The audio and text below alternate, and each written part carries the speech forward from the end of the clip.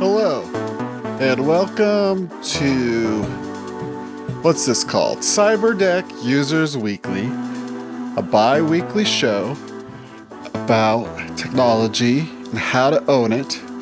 My name is Paul Miller, and I'll be your host today. So this is one of those fun Saturday episodes where I just get to tell you what I think about things. And this one is going to be about Bitcoin. You knew it was coming. You knew I was going to give it my best shot to try to convince you why Bitcoin is so good. And I got to say, I really think of myself as one of the worst explainers of Bitcoin, because there's something that happens to me mentally, and I've been trying to figure this out for myself just in general, because it happens with a lot of things. But I'm very fascinated by Bitcoin technically, and the actual real technical specifics, like the lines of C++ that comprise, the Bitcoin core node software, are they're not the hardest thing in the world to understand, but they're not simple. It's not itsy bitsy spider, So, and when I get fascinated by the technical aspects of something, I like to do that because I think that helps guide my larger understanding. But that larger understanding seems to only be for my benefit. I have a hard time communicating my larger understandings that were somehow derived from these sort of more technical things. So I'm just going to give you that caveat that I'm not the best explainer of Bitcoin. You definitely want to check out, like, Tales from the Crypt is a podcast that I listen to get a better handle on it. I really like the Noted Bitcoin podcast. There's a podcast called Bitcoin Audible, or it used to be called the Crypto Economy, where this guy reads a lot of pieces by other people who have written about Bitcoin.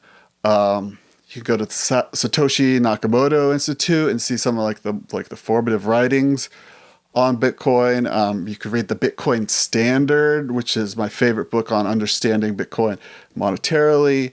There's a lot of really amazing resources to dig into, and this is not going to be sufficient. But I just wanted to tell you what a way I've been thinking about it recently, or one of the ways I'm thinking about Bitcoin. And the thing that's really been stuck in my head is what does the future look like? What does a Bitcoin future look like? What are we trying to achieve? We say we're into Bitcoin. Does that mean that I want my Bitcoin to be worth $100,000 so then I can sell it and then I have $100,000? Is like the dollar gains? Am I in it for that? Or do I just want to, dismantle the government in every possible way, and therefore, Bitcoin takes one of their monopoly powers away from them, and so therefore I like Bitcoin. Yes, that is actually that's probably more accurate, but that sounds pretty wild. Why hate the government so much, Paul? So the basic idea is that this would be a world with better money, that there's an important role that money plays in our society, and we don't have a great one right now. And if we had a better one, the role that money plays it's more efficacious. It's better money, and whatever money is for, whatever money's good at, the whole reason we have money and we use money, whatever those things are, if they could be improved upon, that sounds like it would improve our lives. If airplanes fly faster and we use airplanes to get places, now we get places faster, So if money has some reason, then if it's better money, then we're better off somehow. And so I think that's the kind of the why of Bitcoin. And so what does this world look like? Well, I realized that that was my premise, and then what I wrote down as my notes don't really fully flesh this out. And this is always frustrating for me when I listen to, like, like an anarchist podcast. They're all talking about anarchy and everything that's wrong with the state and coercion and monopoly on force and wars and stuff like that. And I totally am into it. But then it's always hazy. What does the actual future look like? And I don't know if I have a great answer here, but I'm trying, man. I'm trying. Okay, so I wrote this out. I'm going to put this in the newsletter. So I'm going to be pretty heavily relying on my notes because I already kind of I wrote paragraphs, not bullet points. So I'm going to have to be kind of reading my own paragraphs a little bit. I hope that's okay. If you hate people reading things out loud, you can just read the newsletter. So step 1, hours for shoes. So money is an information system or protocol or whatever you want to call it that would sound really cool and technical to your friends, right? It solves the double coincidence of wants problem, where if I have some time to give, right? Well, basically, I want shoes. Let's say I want shoes, right? The guy who is willing to hire me, who needs some work done, he needs like a hole dug in his backyard so he can bury his Bitcoin wallet back there. I don't know. He doesn't have shoes. But there's another guy who has some shoes to sell that he's willing to give up. But he doesn't have any work for me to do because he already made the shoes. So money is this intermediate good that solves this, where we'll decide on this money protocol where I do some work, I give my time and effort and ingenuity to someone else to subsume it to what they want me to do with that. And they give me money. And then I use that money to buy something. It sounds really simple because it is actually pretty simple. It's just this in-between good, but it solves the barter. Like, barter's really fun. If I have something that you want and you have something that I want, and those two things are worth the same amount to both of us, and we just swap and everything's fine, it's probably more, I don't know, it's probably more efficient in some sense in that scenario, because you didn't need this intermediate good to, like, that could make everything confusing. You just swapped, and that's great. But usually, we don't have a double coincidence of wants. We don't have that perfect swap to do. So we use money as this go-between, right? And so these transactions that we do are signals in this information protocol. I'm signaling in some sense that my time is worth X money units. And the shoe person is signaling that his shoes are worth X money units. But the worth, right? We might ask for certain amounts or want certain amounts, but the worth really is resolved in the actual transaction. You get this solid number of what worth is when I get paid $25, or at least for $25 an hour. Let's say the shoes are $100. I'm going to work 4 hours to save up enough money for shoes. Now, I would love to be paid for $10,000 an hour, and maybe I even think my time is definitely worth $100 an hour. But I can't find anybody who will pay me that. So I settle for the highest amount I can reasonably get, which is $25 an hour to dig this hole for this guy. And this shoe person might want to sell his shoes for, billions of dollars or whatever, but he's going to sell them for however much he can get for them. And the reason why we end up settling on these lowball numbers in some sense is that if I charge $10,000 an hour for my time, then the guy's going to find someone else who will charge at least $9,999. Because we're in a system where there's other people participating, the there's competition for the same scarce resources. My time is scarce. This guy's money is scarce. These shoes are scarce. We don't have infinite stuff, and we don't have infinite time. And so there's competition. And so that kind of tends to drive the price down to something that we can both settle on and live with. So when I pay $100 for the shoes, I did the 4 hours of work one day, took a nice nap, and here I am buying shoes. When I pay this $100, I'm signaling not just what those shoes are worth, but it's also kind of a signal that kind of goes recursively through everything that was involved in producing those shoes. So like the raw materials and the labor and the transportation, and the shoe salesman gets a commission, or there's marketing or whatever. And so if the shoe person, the shoemaker, can't get $100 for a shoe, but it cost him $100 to make, he's not going to get profit, right? So, and profit just is some sort of a stand-in for, can you keep doing this?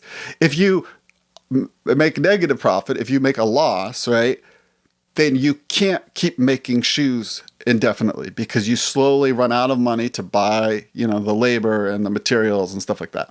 So his alternatives, he could raise the price of shoes if he's not making a profit, but maybe then I can't afford them anymore, because I'm not going to work 5 hours just for a pair of shoes.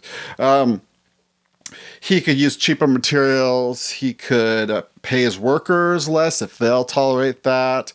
He could just make worse shoes.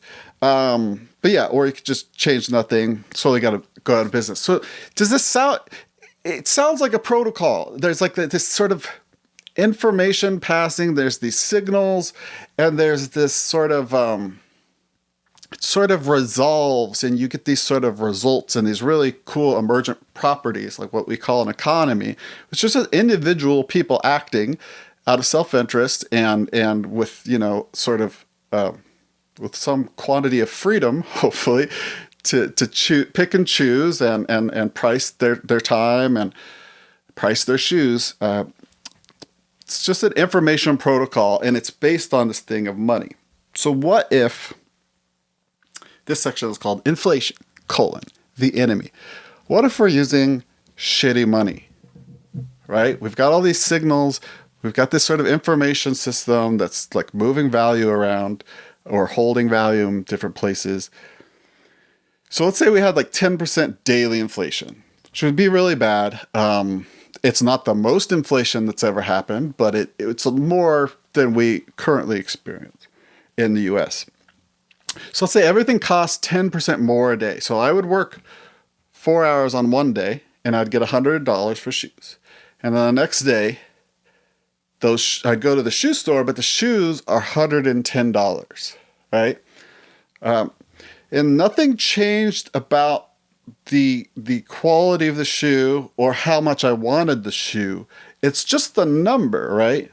And remember, these numbers, they're only sort of stand-ins for, like, I do $100 of work, and then I get $100 worth of shoe, and the money was just sort of the intermediate. If the shoe guy would let me work 4 hours for a shoe, I would have done that and just, bartered that way and just got shoes directly, right? But something happened, this inflation event happened, and now one day later, shoes cost more money, but my money isn't worth more.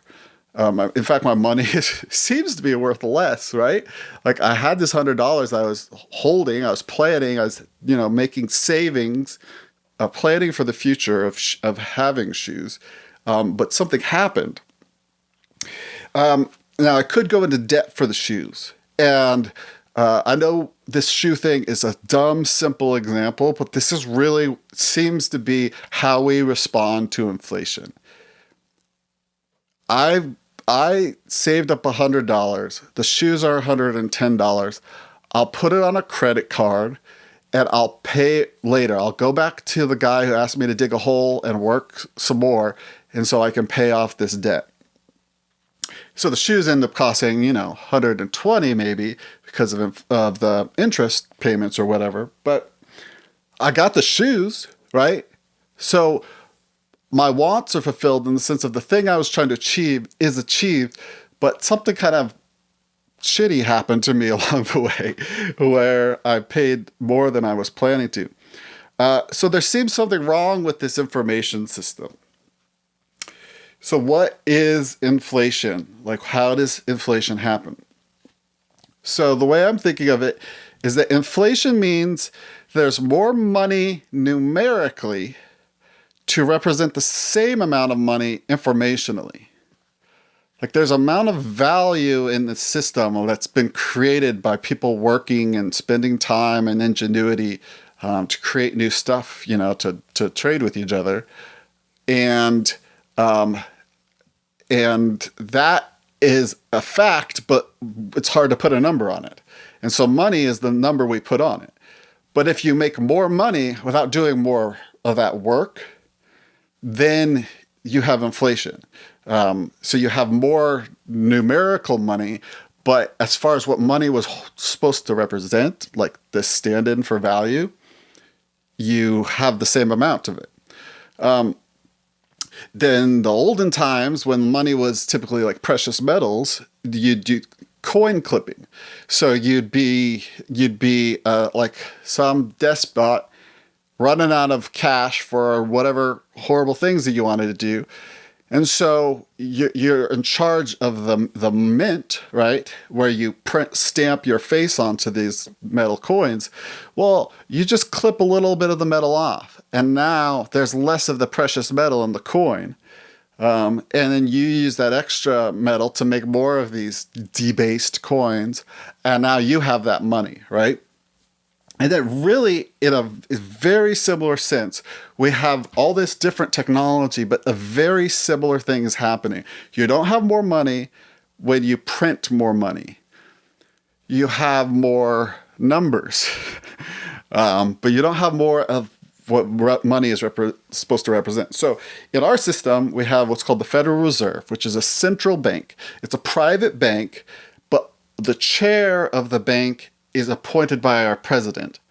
So it's really weird. I really don't understand how it ever got to this point.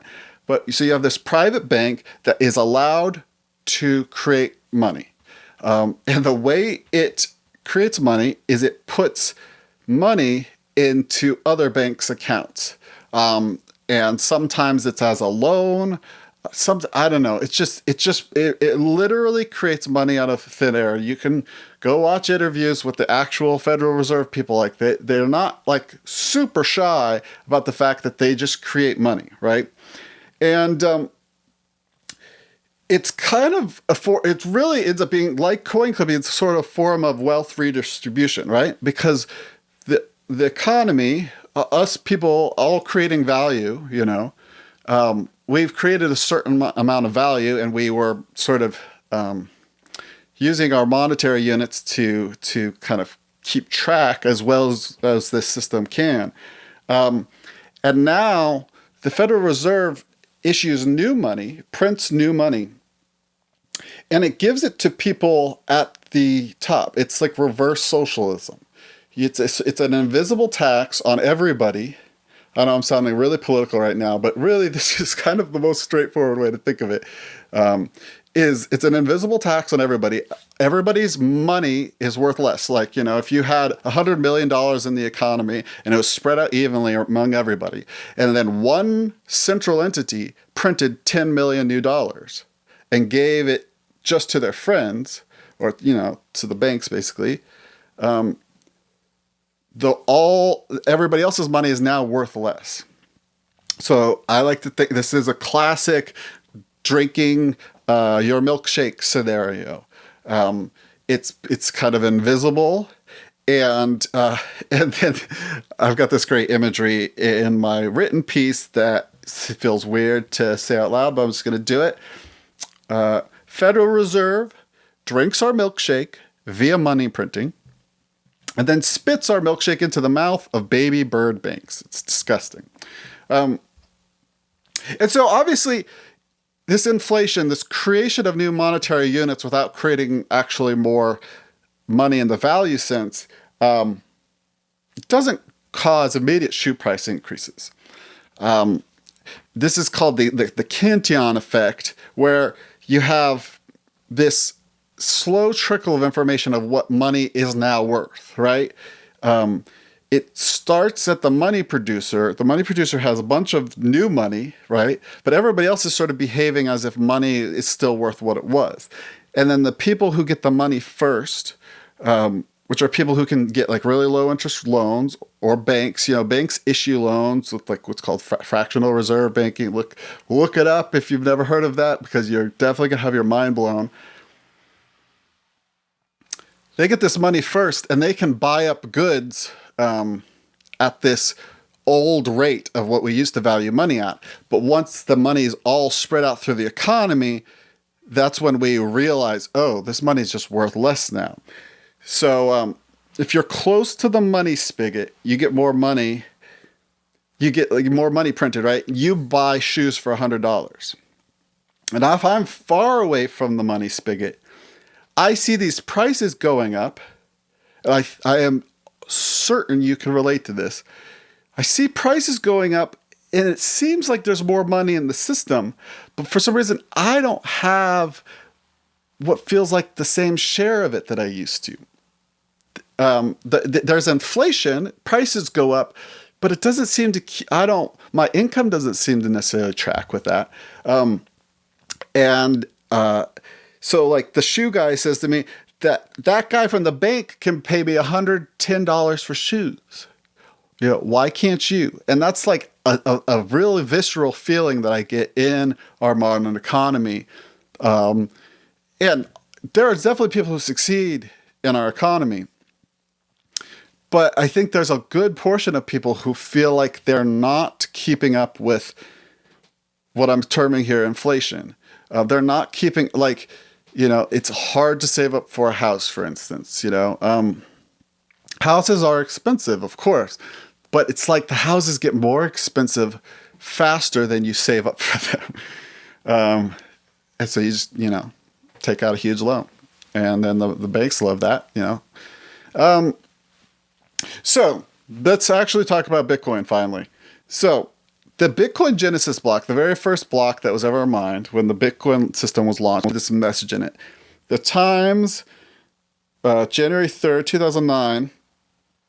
So it's quoting a headline from the Times.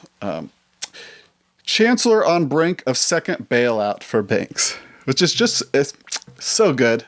It's so good. And this is one of those little just things, like the more you dig into Bitcoin, I mean, lots of people know about the Genesis block, but like there's lots of little tidbits about this. Like Bitcoin seems designed to address these problems that we have in our life. But how? How is Bitcoin going to solve this for us? So Bitcoin has a set issuance rate. So every 10 minutes, a Bitcoin miner receives a block reward of 6.25 Bitcoin for creating a block. And blocks are they're a record of transactions that happened on the Bitcoin network. So when a Bitcoin miner creates a block and adds it to the blockchain, that's sort of adding to this immutable ledger of Bitcoin transactions. So this is securing the network in a sense. And so every about 4 years, every 210,000 blocks, this reward is cut in half. And we just had a halving. I'm sure you've heard about it on Twitter. We just had 12.5 Bitcoin per block, and now we just cut it in half to 6.25. And so now Bitcoin is already like scarcer than gold in terms of its issuance versus the existing supply. The percentage of new Bitcoin per year compared to the amount of Bitcoin that already exists, we're already at like 87% or something of the Bitcoin that will ever exist already in the system. So this is a hard cap on future inflation. We do have a slow quantity of monetary inflation in terms of increasing quantity of money. But it's slowing to a crawl, and then it will actually go to zero eventually, which is very different than our current system. Bitcoin also allows anybody to participate in this issuance, right? So in the U.S. system with the Federal Reserve can print new money. If you print new money, you go to jail. In Bitcoin, anybody can be a miner. And now it's very difficult to mine Bitcoin profitably. You need cheap, electricity. You typically waste electricity. So you might need to be in a special area to be able to take advantage of it. And you need to have the technical chops to run these like computers to mine Bitcoin and stuff. But anybody could do it. Anybody could compete for these block rewards. So you get you're not going to get a even distribution, but it is in some sense fair because it's open for competition. You can jump into it if you want to, if you're interested. And that's kind of, it's different than gold. Obviously, it's different than the Federal Reserve System. But even with gold, if the gold price shoots up, people can just like open up new gold mines. Like maybe they've already bought the land. They know there's gold there, but it's not worth it for them to dig for it right now. Well, if the gold price quadruples or 10x's or 10,000x's, then it's worth it to dig for that gold. And so then the supply shoots up again. Bitcoin can't respond to price shocks. When the value of the money goes up, the issuance rate stays the same. And new miners come online. And here's like a little technical thing, how it actually works. But new miners come online, and blocks start getting produced faster and faster.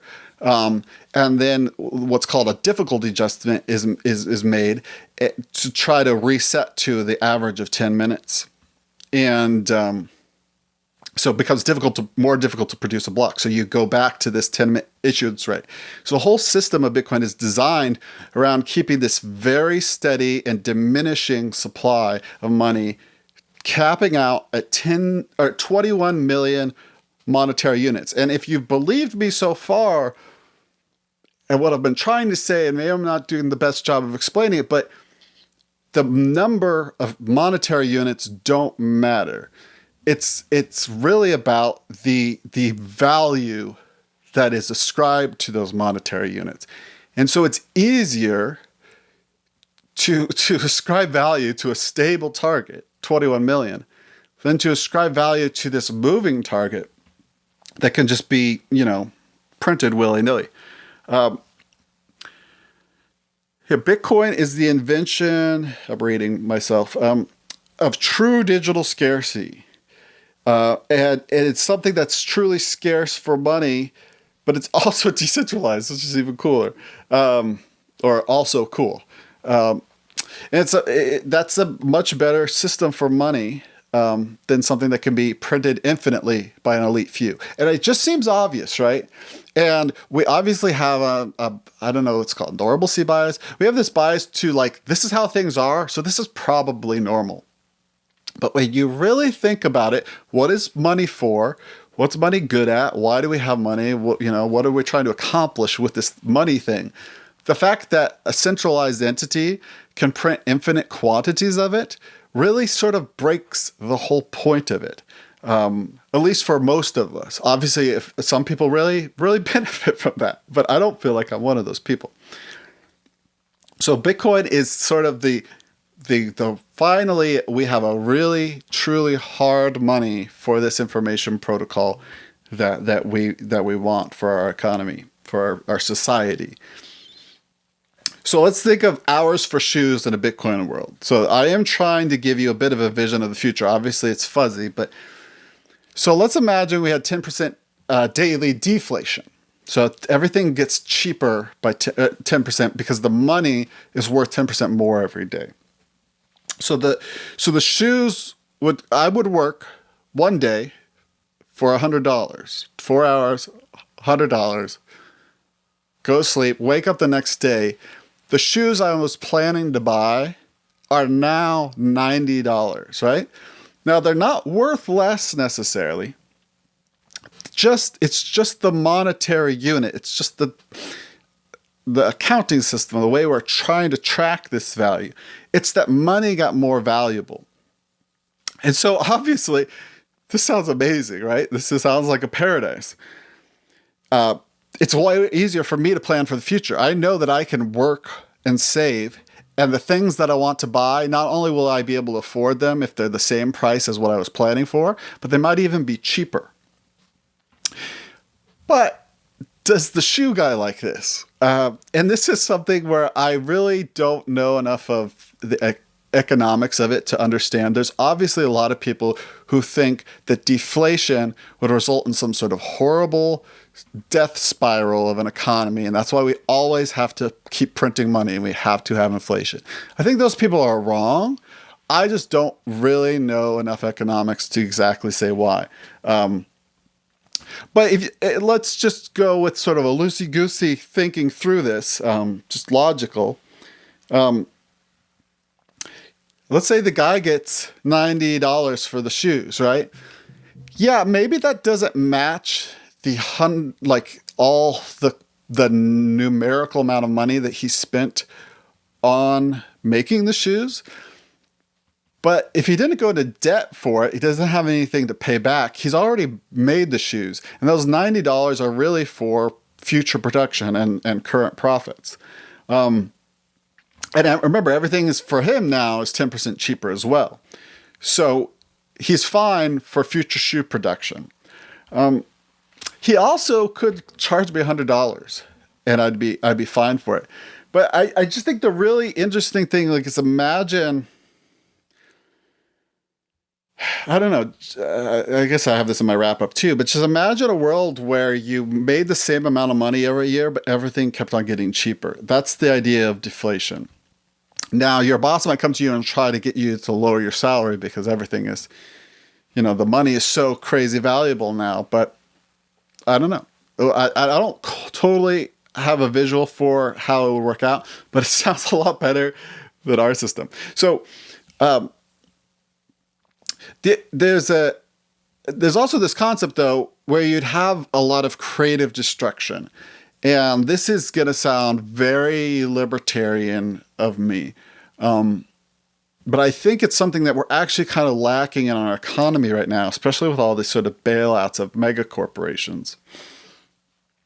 And the thing that really helped this click for me is this idea that the planes won't disappear if an airline goes out of business, right?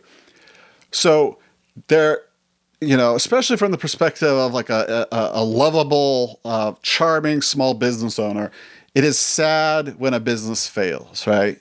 And they're bankrupt and they can't pay their bills anymore. They have to lay off their employees. They have to stop making whatever they were making. But in another sense, in the larger economical sense, as this is an interconnected system, going out of business is awesome because it frees up employees and capital goods like machines and buildings and assets like that. In the case of airplanes, for someone else who thinks they can do a better job. Now, it's not a guarantee that they'll do a better job, but it obviously wasn't working out. You weren't making a profit as this business the way you were running it, right? And if you just get bailed out by money printers and loans, which is kind of what's happening right now, we're giving like these billions dollars loans to huge companies that are failing. You're not that all the employees that you had and all the capital goods that you had, all the airplanes that you have aren't they don't go onto the market for cheap. And I really think that it's very connected to our money. It's not just like a government policy that happens, because the way our money works, because of the inflation and the way it's printed at the top and then given to banks directly, it's a lot easier to get debt than to get money. It's a lot easier to take out a huge loan than to save up for the future. And so when you have this very easy to get debt, if your business isn't working out, it's always easy to take on more debt. Or obviously in the case of companies currently, while times are good, you take on debt to buy your stock back, but you don't have any money in reserves for when times get bad. And when times get bad, you take on an even lower interest loan to keep paying your employees. And so without this creative destruction, these resources never get back into the pool of these airplanes. I can't go buy these airplanes for cheap and start Paul Airlines, because this bad, inefficient, ineffectual airline is still in business because of all this debt floating around. So planes don't disappear is the point of this. And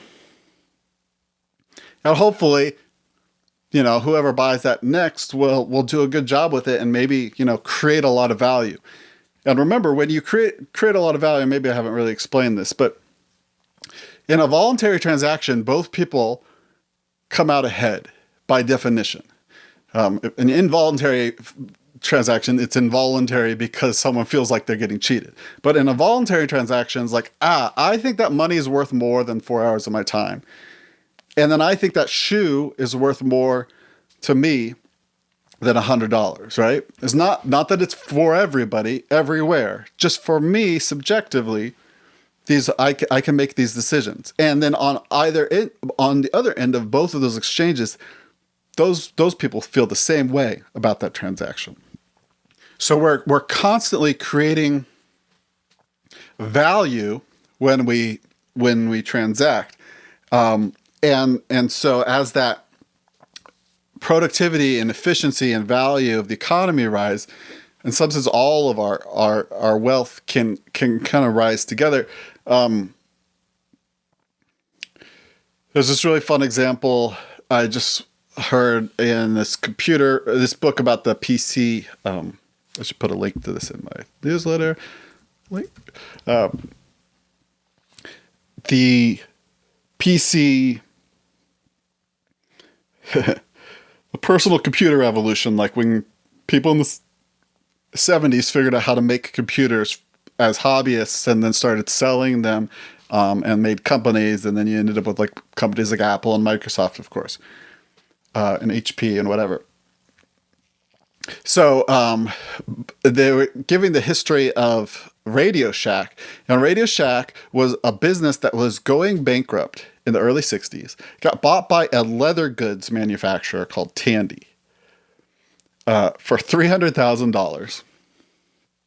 Of course, you don't know what $300,000, and I don't know what $300,000 means, because you got to inflation adjust everything. See, the information is confusing, but it's not the most money ever, and it was going out of business. And Tandy turned that business into Radio Shack, like the Radio Shack that was world dominant and like the most ubiquitous electronics store ever. And then, eventually Radio Shack went bankrupt again, so there's no guarantee of future success, but there's this real opportunity for things that are failing in the hands of one person to possibly be very effectively employed by another person. And we all benefit from that because more value is created in this economy.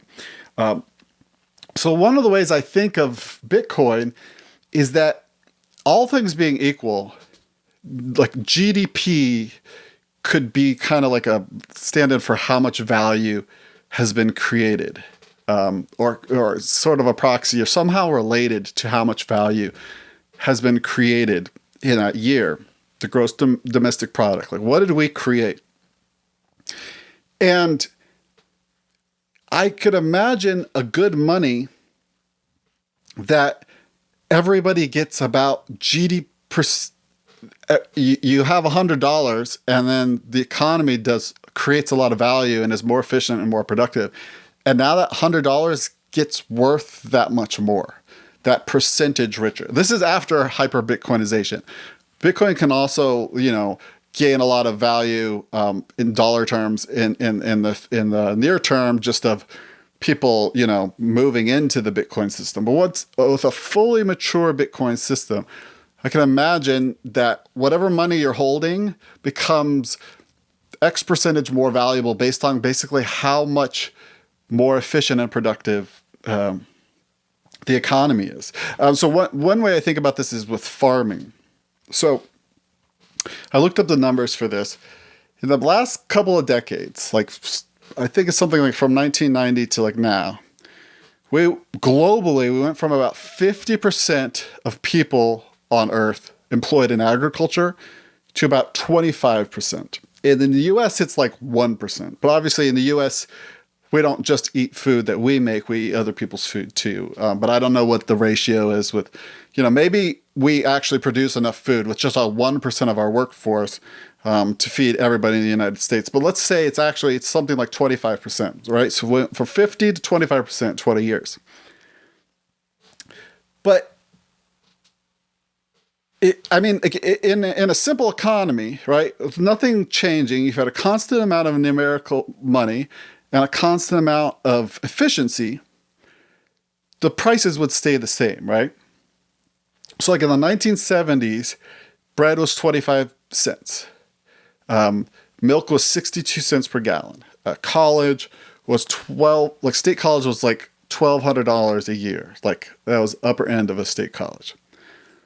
But obviously things aren't staying the same. We are getting more productive, like with the farming, right?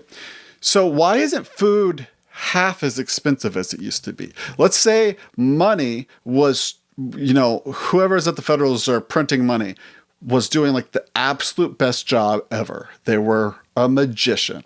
They were a wizard. And they only printed money to exactly match the amount of new value created, right?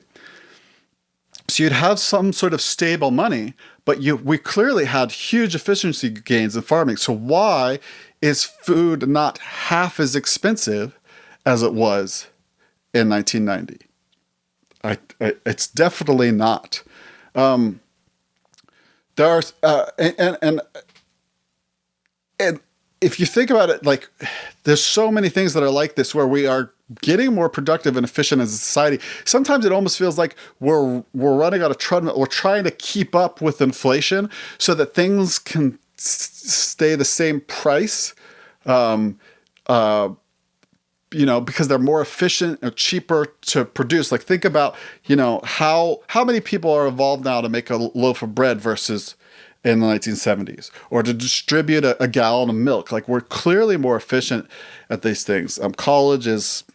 It's a different topic for a different podcast, but there's a really cool link I'll put in the newsletter. But WTF happened in 1971.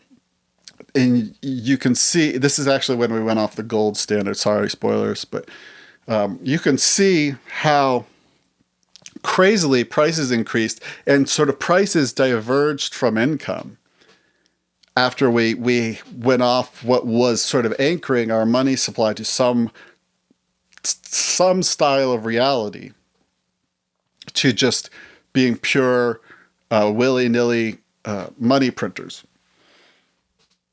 So this is the future. This is what I'm very focused on. This is why Bitcoin is so interesting to me.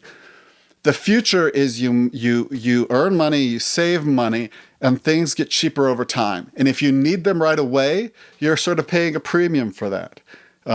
You have to pay more to get something right now. If you wait later, it will be cheaper. And so you just make that decision that, for whatever situation you're in. Whereas right now, if you wait, it's hard to wait 20 years to buy a loaf of bread. But if you did wait 20 years, you'd be sorely disappointed in yourself for doing that, because the price had, 4x or 8x, and your salary didn't necessarily rise that much. So, you're just not as well off in some sense. And now there are things that have gotten actually cheaper, like big TVs and stuff. Like inflation adjusted, if you did really good math, it's still, I think, better and cheaper to buy like a computer or a TV or a wireless phone, than comparable versions in the past. One, they're higher quality, they're better, but they've also been made much more efficient to produce. So we're not 100% losing, but those are these miracles of technology. Whereas if we didn't need a miracle to beat inflation, you could imagine so many things in your life getting progressively cheaper. And then what do you do with yourself then?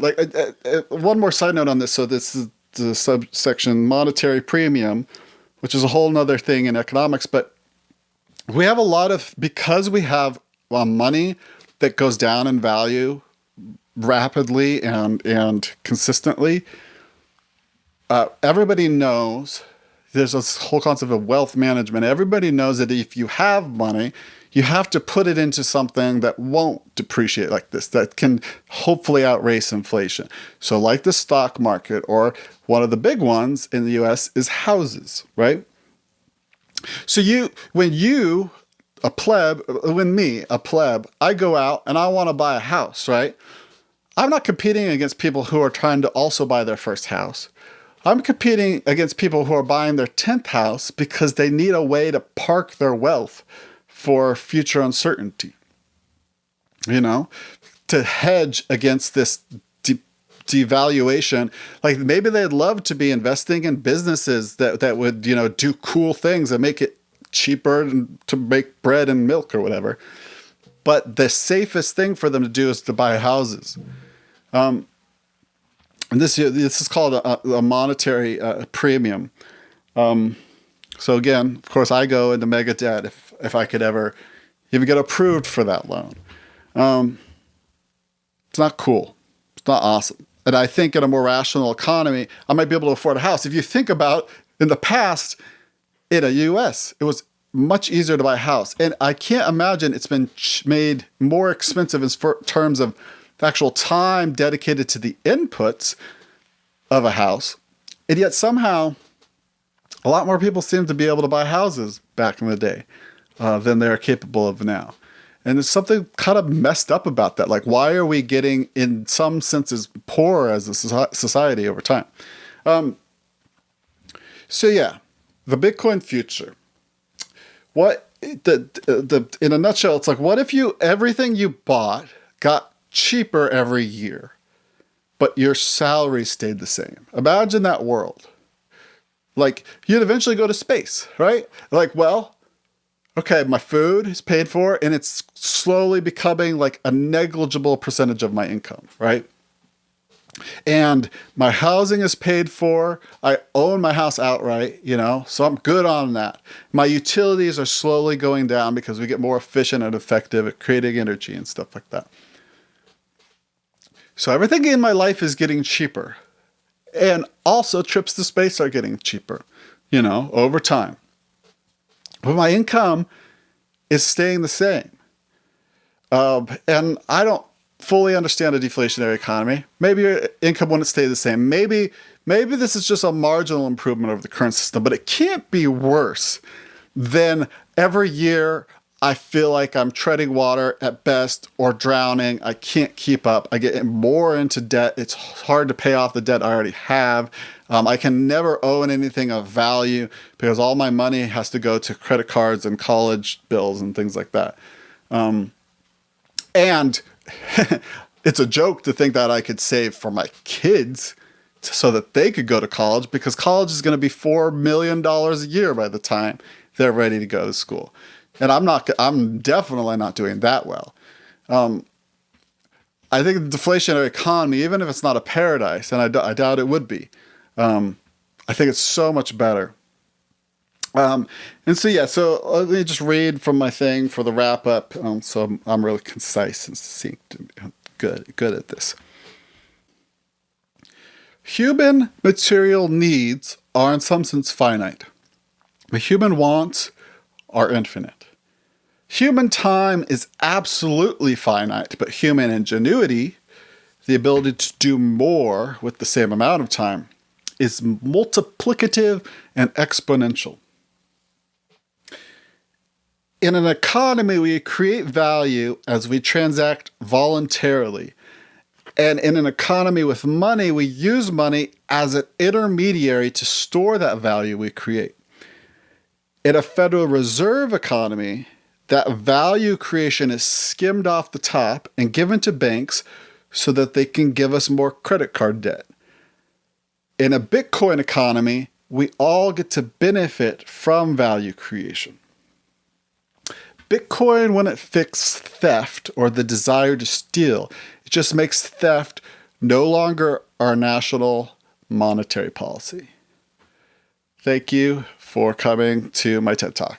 So yeah, that's what I think about Bitcoin as far as, and so, obviously this isn't a very technology centered episode. And I'm sorry for that, but there's a reason for technology. What is technology trying to unlock? And in this sense, Bitcoin is it's a piece of open source software, written in C++ by a pseudonym on the internet who that has this capability that we didn't have before, or have perfect digital scarcity. Or as perfect as we know how to get, much more perfect scarcity than we've ever had before with anything, and something like that. It's also fungible and transferable. Fungible just means you can slice it up, or I don't know what fungible means, but it's all sorts of good things that you would want out of a money. And so this technology invention created a new money. But that money is going to be a directly very political thing, in the sense of it's a challenge to existing powers and power structures and people who currently benefit from a Federal Reserve central bank system. And so, yeah, to me, it's a technology, and it's fascinating, it's beautiful. But what it means as a societal impact is more important, because that's the whole point. You don't get there without the technology, but the point of technology is, what does it do for society? And this is, I think, a very fundamental shift and beautiful revolution, in the sense of, shoes could be $90 tomorrow instead of $110. And prices could drop over time for essential goods. And all that means is that you're getting richer. Instead of trying to tread water, you're looking around like, what do I do with all my money? I guess I got to go to space. So that's the plan. That's Bitcoin. I want to thank you for listening. I want to thank all of the wonderful Patreon supporters. I'm so grateful for that, and it's been super helpful. And we're on Apple Podcasts now. That's huge. Still, lining up guests. Let me know who you think I should be talking to. And I love doing this podcast. I love being able to talk directly to y'all. And so thank you for listening, and thank you for subscribing. And have a very good day. Thanks, Paul.